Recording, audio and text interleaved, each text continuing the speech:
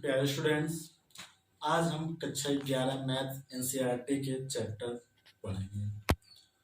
हालांकि आप लोगों ने बोर्ड का एग्जाम दे लिया है, बट अभी लॉकडाउन की स्थिति की वजह से भी कॉपियां चेक नहीं हुए हैं। तो आई होप, मैं यही विश्वास करता हूं कि आप लोग अच्छे नंबरों से पास होकर कक्षा 11 में प्रवेश लेंगे। इसी शुभकामनाओं के साथ हम कक्षा 11 के चैप्टर फर्स्ट सेट थ्योरी के बारे में पढ़ते हैं। तो सेट थ्योरी जो है उसको सबसे पहले 19वीं शताब्दी में एक जॉर्ज कैंटर नामक वैज्ञानिक थे, उन्होंने सेट थ्योरी को प्रतिपादित किया था 19वीं शताब्दी में, जॉर्ज कैंटर। तो अब हमारा बात आता है कि सेट, तो सेट है क्या, व्हाट इज सेट? तो सेट जैसा कि हम नॉर्मली भी जानते हैं कि कहा जाता है कि हमारे पास 5 कपड़ों का सेट है, 3 डिनर सेट है, 5 टी सेट है। तो ये सेट है क्या एक तरह से? मतलब अगर हम कहें कि हमारे पास कुछ कपड़ों का सेट है, तो हम देखते हैं कि हमारे पास कपड़ों का कुछ कलेक्शन है। अगर हम बात करें कि डिनर सेट है या टी सेट है या इंडियन टीम है, तो यहां हम देख रहे हैं कुछ चीजों का कलेक्शन हो रहा है। तो मतलब अब सेट, तो सेट को हम डिफाइन करेंगे, set is a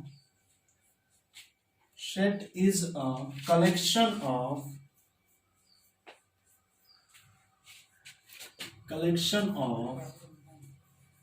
well defined object. मतलब सेट क्या है? किसी वस्तुओं का, सुपरिभाषित वस्तुओं का संग्रह है। तो अब यह सुपरिभाषित मतलब वेल डिफाइंड क्या है? तो वेल डिफाइंड से हमारा क्या तात्पर्य है? तो वेल डिफाइंड मीन्स इसकी जो डिफिनीशन है वह वैरी न करे, मतलब किसी व्यक्ति के द्वारा या ऑब्जेक्ट के द्वारा ये वैरी न करे। मीन्स डेफिनेशन shouldn't vary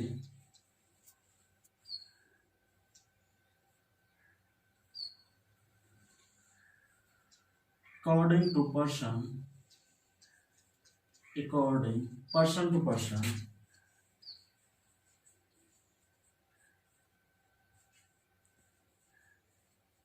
और object to object।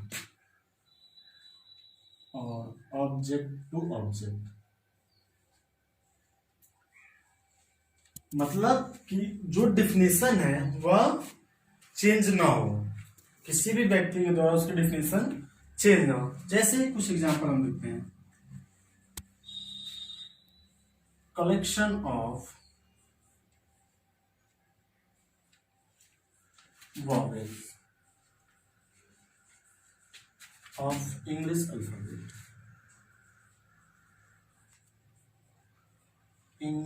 Alphabet.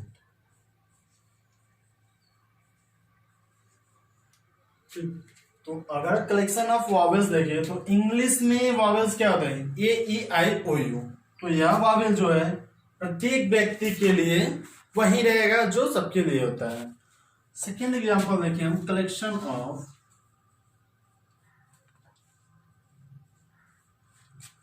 Ten wise students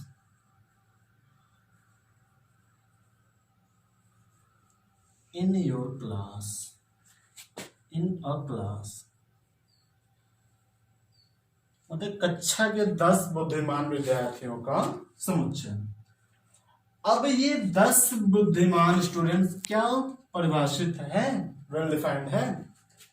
तो अगर मान लीजिए केमिस्ट्री का टीचर आता है, उसके निगाह में 10 बुद्धिमान स्टूडेंट कोई और है, मैथ्स के टीचर के लिए 10 वाइज स्टूडेंट्स कोई और है, फिजिक्स के टीचर के लिए 10 वाइज स्टूडेंट कोई और। मतलब इसमें हम देख रहे हैं कि ये 10 स्टूडेंट्स हैं वो व्यक्ति टू व्यक्ति के द्वारा चेंज हो रहे हैं, मतलब ये डिफाइंड नहीं है, तो इट इज नॉट सेट। तो यह क्या हमारा no set.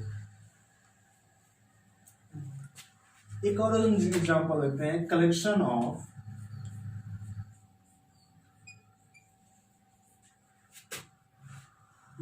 Good math book, good maths book. तो क्या है, वेल डिफाइंड है गुड मैथ्स बुक। तो किसी टीचर के लिए आर डी शर्मा बेस्ट है, एनसीईआरटी बेस्ट है। किसी दूसरे टीचर के लिए आर एस अग्रवाल बेस्ट है, अरिहंत बेस्ट है। तो इसमें भी देखा जा रहा है कि यह जो इसकी डेफिनेशन है यह व्यक्ति टू व्यक्ति के द्वारा चेंज हो रहा है, मतलब यह भी क्या कहेंगे, it is not set, no set. तो सेट होने के लिए क्या कंडीशन है, मतलब उसकी जो डिफिनेशन है, मतलब उसकी जो प्रॉपर्टी है वो व्यक्ति टू व्यक्ति के द्वारा चेंज ना हो, मतलब उसकी जो प्रॉपर्टी है वो प्रत्येक व्यक्ति के लिए वही सेम हो। तो ये हो गया हमारा सेट।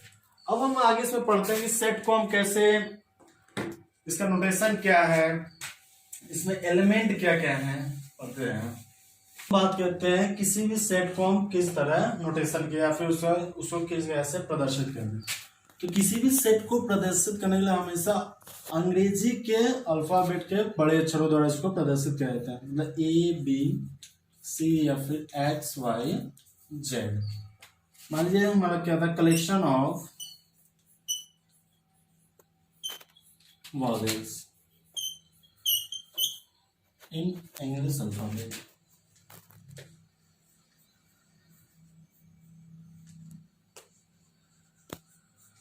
इंग्लिश अल्फाबेट,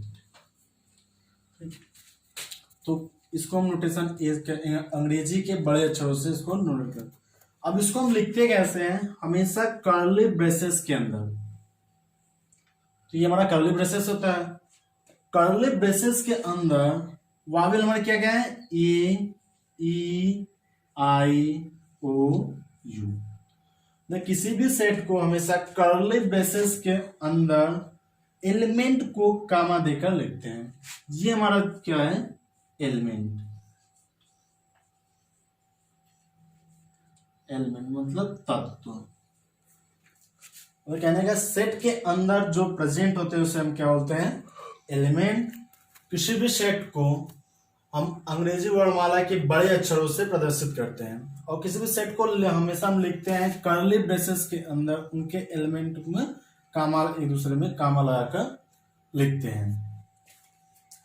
ऐसा इसका मतलब क्या है, हम कहें ये जो है, ये सेट ए का एक एलिमेंट है, ई सेट ए का एक एलिमेंट है।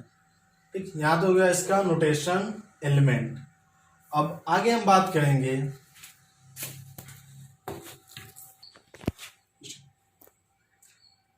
अब हमारा ए ई आई ओ यू क्या है, ये तत्व है। तो कोई भी तत्व सेट में है या नहीं है, इसको दर्शाने के लिए हम बिलोंग्स का यूज करते हैं। इसे हम क्या बोलते हैं, बिलोंग्स। मतलब ए belongs to set A.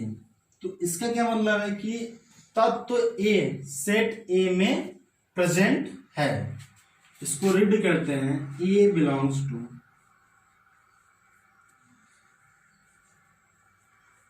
Set ए। मतलब किसी भी तत्व को सेट में दर्शाने के लिए हम बिलोंग्स का प्रयोग करते हैं। अगर हम यही लिख दें तो इसका मतलब है P does not belongs to A, मतलब P तत्व सेट ए में उपस्थित नहीं है। तो इसको हम पढ़ेंगे P does not belongs to ए।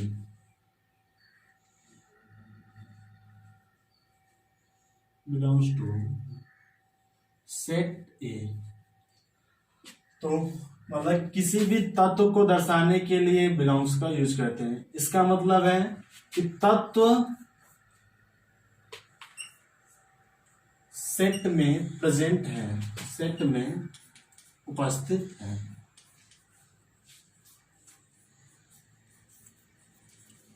और इसका मतलब होता है तत्व सेट में उपस्थित नहीं है, उपस्थित नहीं है। इसे इसका एग्जांपल दे देते हैं।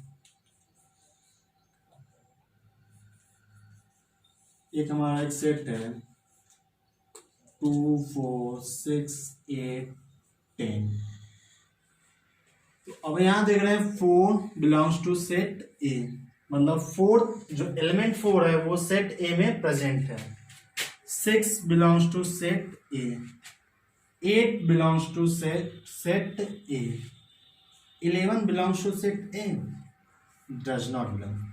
क्यों? क्योंकि 11 जो है वो सेट ए में प्रेजेंट नहीं है। 5 does not belong to A, मतलब 5 सेट ए में प्रेजेंट नहीं है। कहने का मतलब किसी भी तत्व को सेट में प्रेजेंट करने के वो प्रेजेंट है या फिर नहीं है, वो इस तरह से हम डिनोट करते हैं। बिलोंग्स मतलब इस तरह है, तो ये तत्व जो सेट में उपस्थित होते हैं। डज नॉट बिलोंग्स मतलब सेट तत्व जो है सेट में प्रेजेंट नहीं है। अब हम आगे बात करते हैं सेट को कैसे हम रिप्रेजेंटेशन करते हैं। अब हम पढ़ते हैं रिप्रेजेंटेशन ऑफ सेट, मतलब सेट का निरूपण। किसी भी सेट को हम कैसे निरूपण करते हैं? तो सेट को निरूपण करने की दो विधियां हमारी। पहला विधि होता है रोस्टर फॉर्म और टेबुलर फॉर्म। सेकेंड मेथड होता है set builder form, set builder form. तो पहला मेथड हम पढ़ते हैं रोस्टर फॉर्म या टेबुलर मेथड क्या होता है। तो रोस्टर फॉर्म जैसा कि हमने पिछले पढ़ा था, vowels of collection of vowels.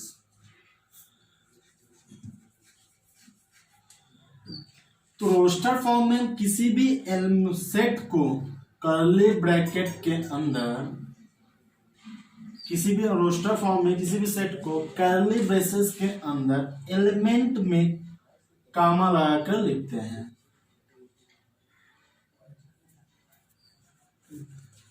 ये तो हमारा रोस्टर फॉर्म। जैसे एक और एग्जांपल, ये हमारा कर्ली ब्रेसेस हो गया 2, 4, 6, 8, 10। तो रोस्टर फॉर्म में हम जो सेट को निरूपित करते हैं वो इन कर्ली ब्रेसेस के अंदर एलिमेंट को कामा लगाकर लिखते हैं। ये तो होगा हमारा रोस्टर फॉर्म। अब बात करते हैं हम सेट बिल्डर फॉर्म। तो हमारा सेकेंड फॉर्म होता है set builder form. Set builder form क्या होता है? यह सेट को बनाने वाली फॉर्म, सेट को बनाने वाली फॉर्म।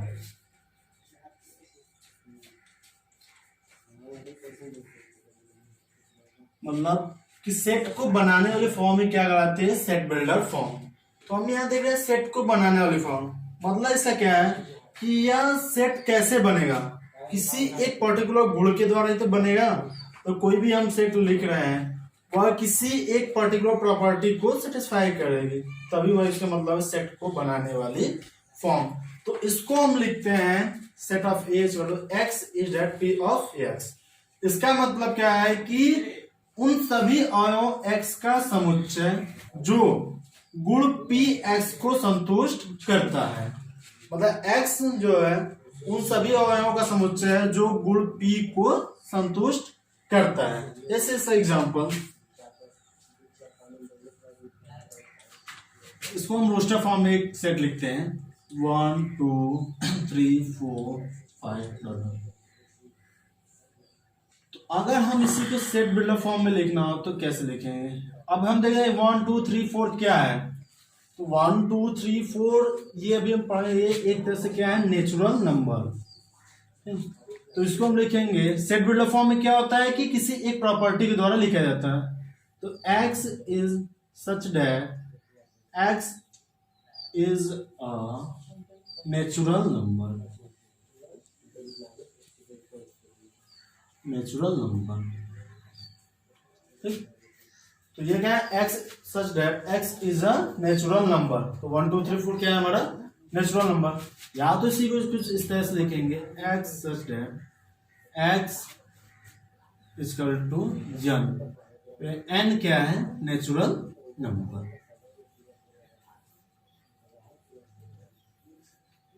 तो ये तो हो गया हमारा सेट बिल्डर फॉर्म।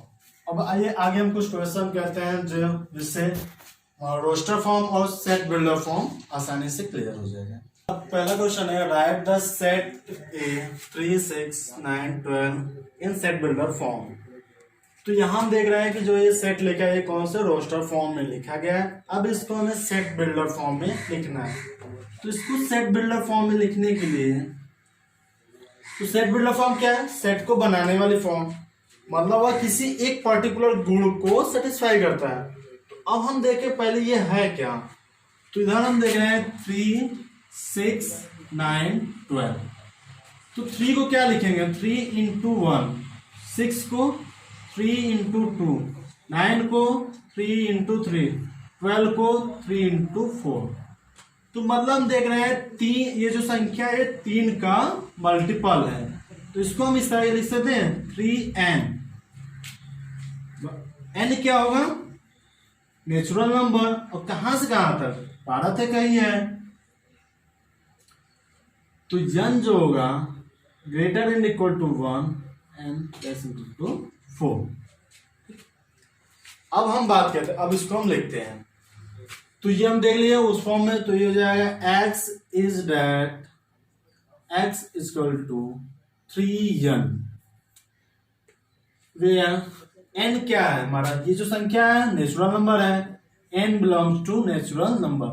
अब ये संख्या कहां से कहां तक है, तो हम देख रहे हैं 3 इंटू 1 मतलब 1 से लेके 4 तक। तो n जो होगा हमारा वो एक से बड़ा या और 4 से छोटा। तो ये हो गया हमारा इसका सेट बिल्डर फॉर्म। अब सेकंड क्वेश्चन है हमारा कि सेट ये है और इसको हमें सेट बिल्डर फॉर्म में लिखना। तो ये भी हम देख रहे हैं 2 4 6 है। तो ये भी उसी की तरह कुछ है। तो इसको हम लिखेंगे set a equal to x is that x equal to 2n where n belongs to capital N, और n कहां से है 1 से लेके 3 तक।